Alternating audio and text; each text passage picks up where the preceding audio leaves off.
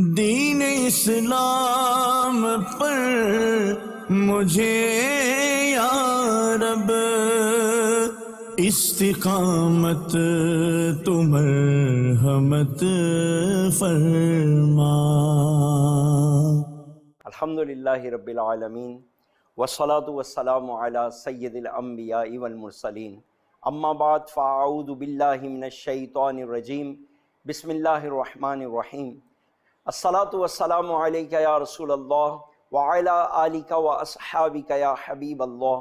الصلاة والسلام علیکہ یا نبی اللہ وعلی آلکہ واصحابکہ یا نور اللہ۔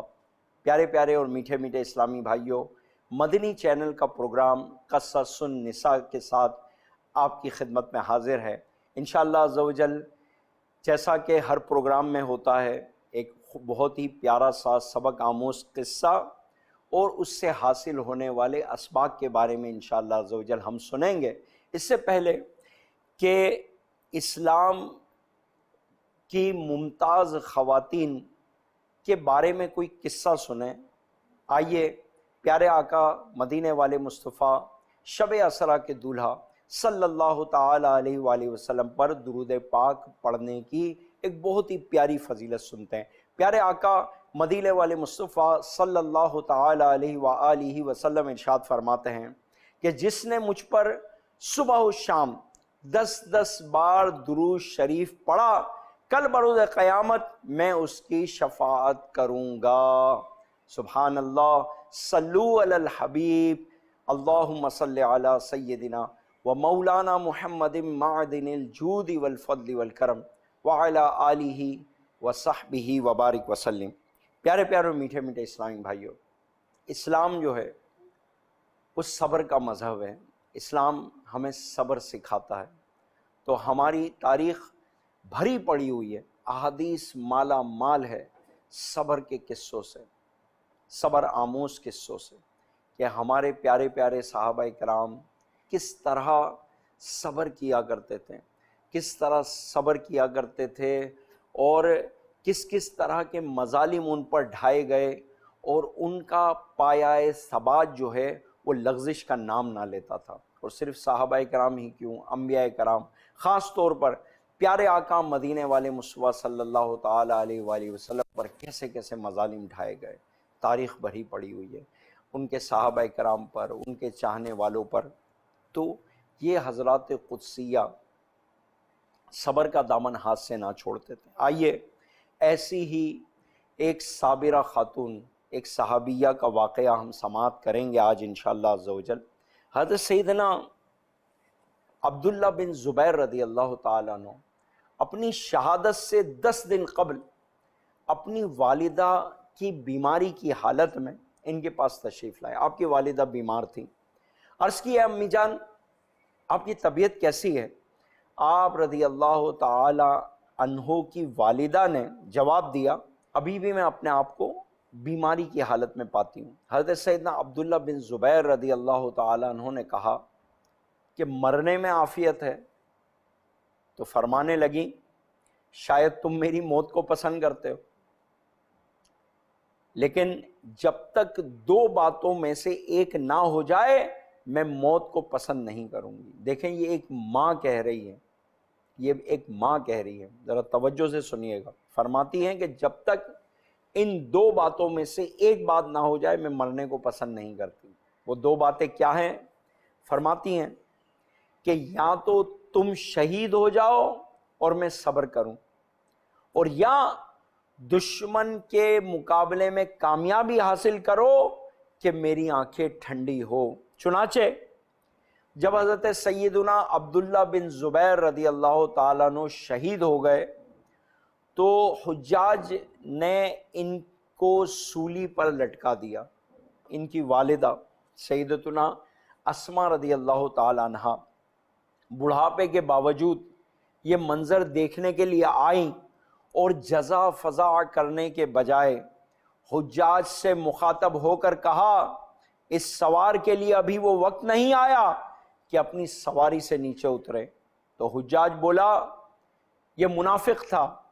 اس پر آپ رضی اللہ تعالی عنہ نے فرمایا، اللہ پاک کی قسم وہ منافق نہ تھا، وہ تو روزہ دار اور شب بیدار تھا، جنتی صحابیہ۔ حضرت بی بی اسماء رضی اللہ تعالیٰ عنہ فرماتی ہے کہ میں نے پیارے آقا مدینے والے مصطفیٰ صلی اللہ تعالیٰ علیہ وآلہ وسلم کو ارشاد فرماتے سنا کہ بے شک قبیلہ ثقیف میں ایک بہت بڑا ظالم ہوگا۔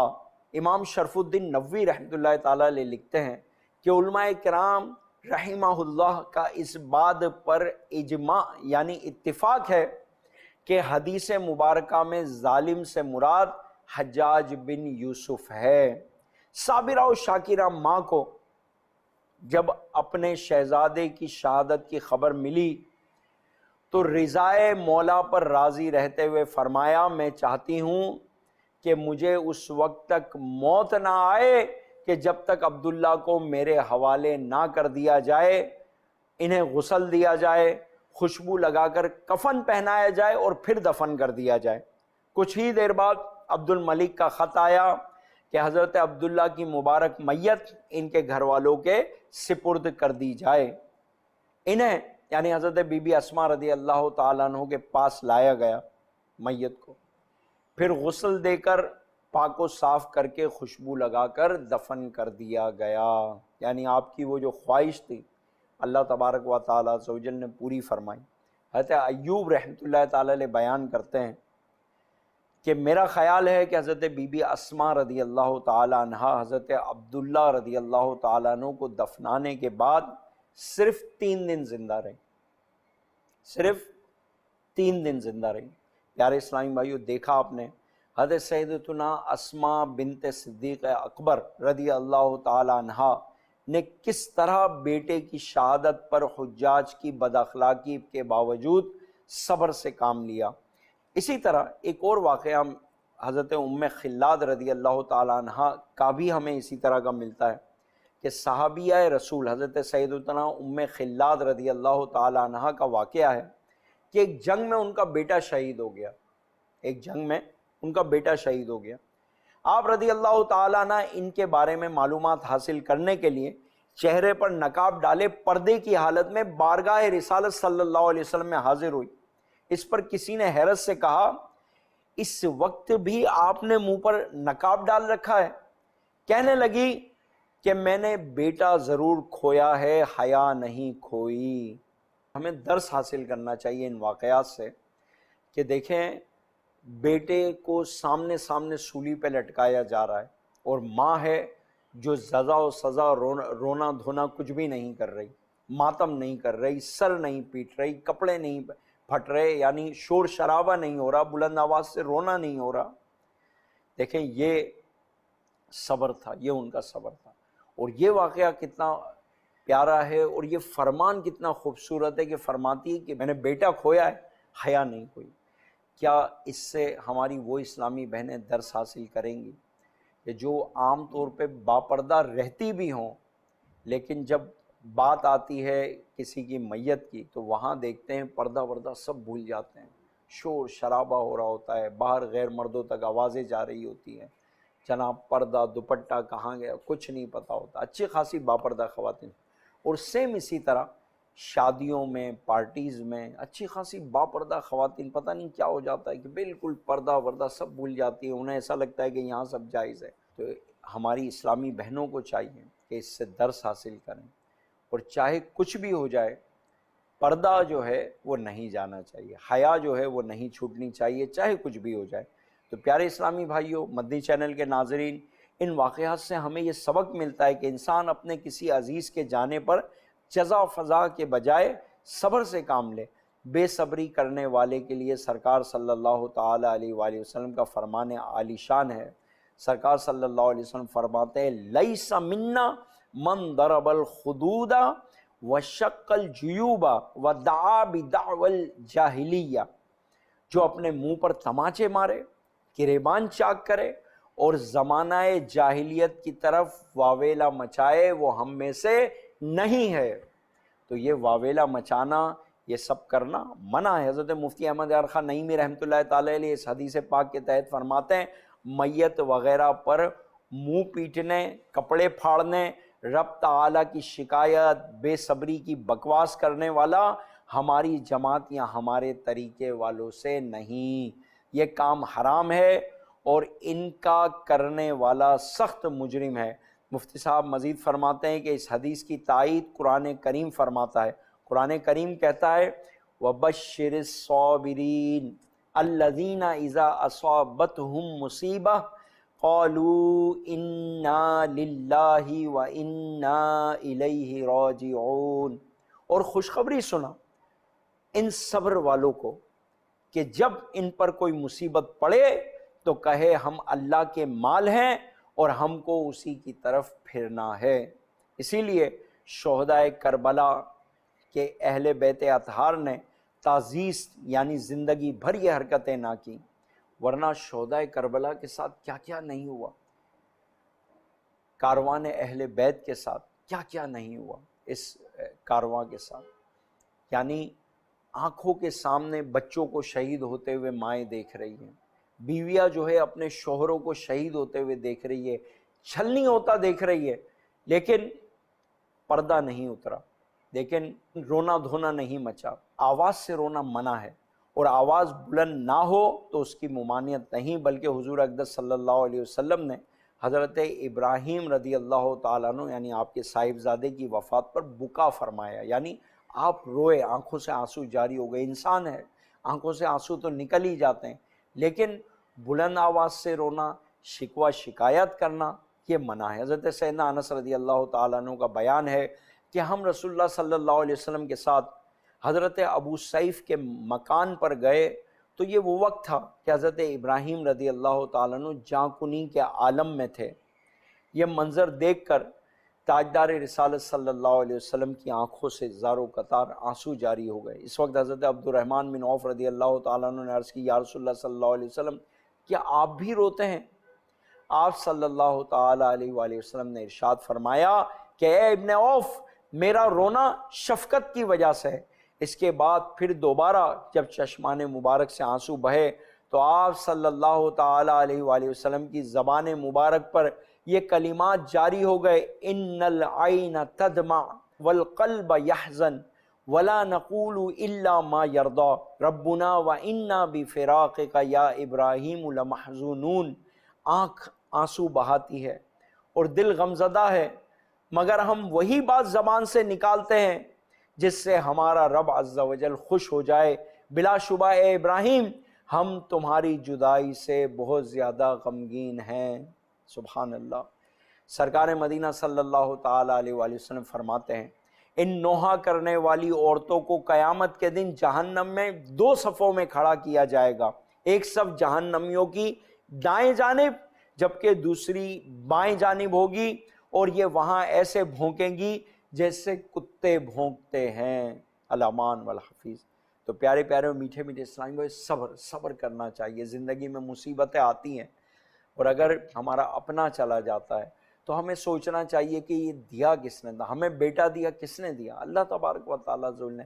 تو اللہ عز و جل کی یہ ملک ہے، اللہ تعالیٰ نے واپس لے لی، تو رونا تو آتا ہے انسان کو، ظاہر ہے کہ آنسو تو نکل ہی آتے ہیں، لیکن اللہ کی رضا میں راضی ہونے کی عادت ڈالنی چاہیے۔ انشاءاللہ عز و جل اللہ کی رضا میں راضی رہیں گے تو یہی چیز جو ہے ہو سکتا ہے ہماری مغفرت کا سبب بن جائے۔ اور جن کے بچے انتقال کر گئے، چھوٹی عمر میں انتقال کر گئے، یا جناب نومولود بچہ انتقال کر گیا، وہ بچے ان کو پکڑ کے داخل جنت کریں گے۔ کتنا بڑا انعام ہے، کتنا بڑا انعام۔ دیکھیں یہاں دنیا میں بھی بچے کو ایک نہ ایک دن تو جانا ہے، لیکن یہ بچہ کتنا مبارک بچہ ہے، یہ جا تو رہا ہے لیکن جنت میں ملے گا، اپنے ماں باپ کو انگلی پکڑ کے داخل جنت کرے گا۔ سبحان اللہ۔ تو پیارے اسلامی بھائی صبر کریں گے تو اجر ملے گا۔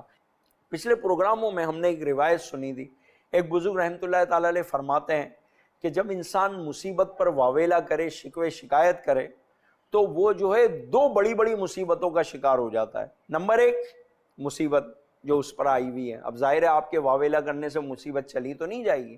سر میں درد ہو رہا ہے، آپ کہتے ہیں سر میں درد، سر میں درد، سر میں درد ہو رہا ہے، کیا سر کا درد ختم ہو جائے گا؟ نہیں، وہ تو رہنا ہے اپنی جگہ۔ آپ کے واویلا کرنے سے کیا ہوتا ہے؟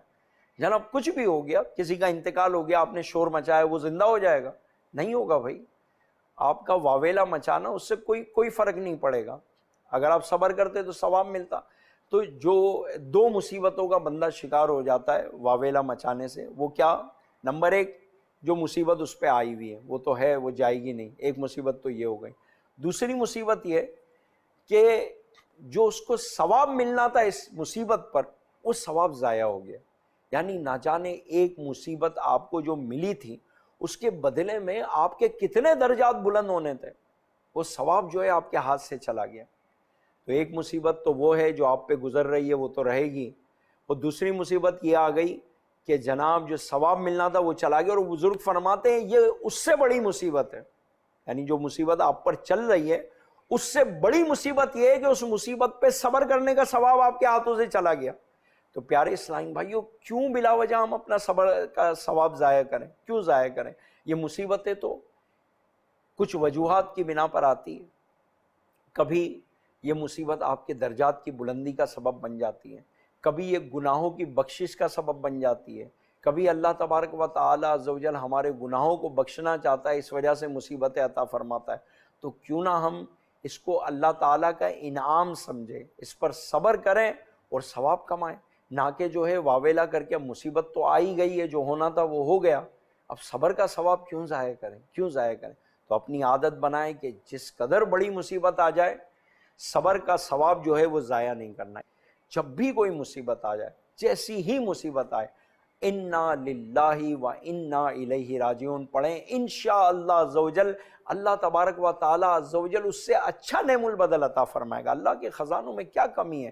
یہاں عطا نہیں ہوا تو مرنے کے بعد قیامت میں تو ہونا ہی ہونا ہے نا، وہ تو ملنا ہی مل رہا ہے.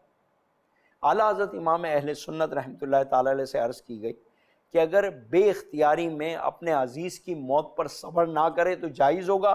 ارشاد فرمایا بے اختیاری بنا لیتے ہیں، ورنہ اگر طبیعت کو روکا جائے تو یقین ہے کہ صبر ہو سکتا ہے. یعنی آپ فرماتے ہیں کہ یہ خود ہی بنا لیتے ہیں کہ یار میں بے اختیاری میں رونا دھونا ہو گیا. نہیں، اگر کرنا چاہے بندہ تو آپ فرماتے ہیں کہ مجھے یقین ہے کہ وہ صبر کر سکتا ہے. حضور اقدس صلی اللہ علیہ وسلم تشریف لیے جا رہے تھے. آپ فرماتے ہیں اعلیٰ حضرت رحمۃ اللہ تعالی علیہ کہ حضور صلی اللہ تعالی علیہ وآلہ وسلم تشریف لیے جا رہے تھے. راہ میں ملاحظہ فرمایا کہ ایک عورت اپنے لڑکے کی موت پہ نوحہ کر رہی ہے.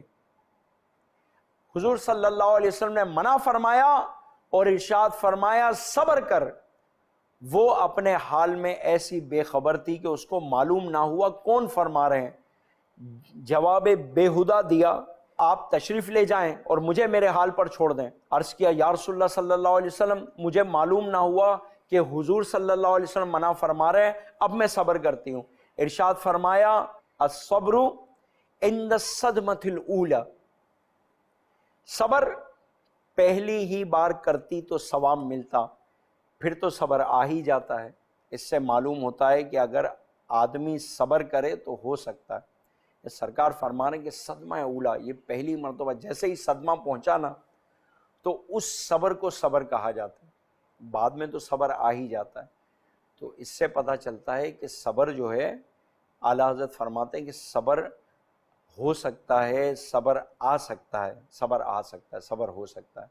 تو بہرحال پیارے پیارے اسلامی، اگر ہم کوشش کریں، اپنی عادت بنائیں تو کئی چیزیں ہو سکتی ہیں. اپنی عادت بنائیں کہ جیسا ہی صدمہ آ جائے شکوے شکایت زبان پہ نہیں لانی، صبر کرنا ہے، صبر کرنا ہے اور اجر حاصل کرنا ہے انشاءاللہ عز و جل. اللہ تبارک و تعالی عز و جل ہمیں صبر کی توفیق عطا فرمائے. مدنی چینل کے ناظرین، اسی کے ساتھ اجازت چاہتے ہیں. اگلے پروگرام میں نئے اسباق کے ساتھ، نئے قصے کے ساتھ دوبارہ حاضری ہوگی.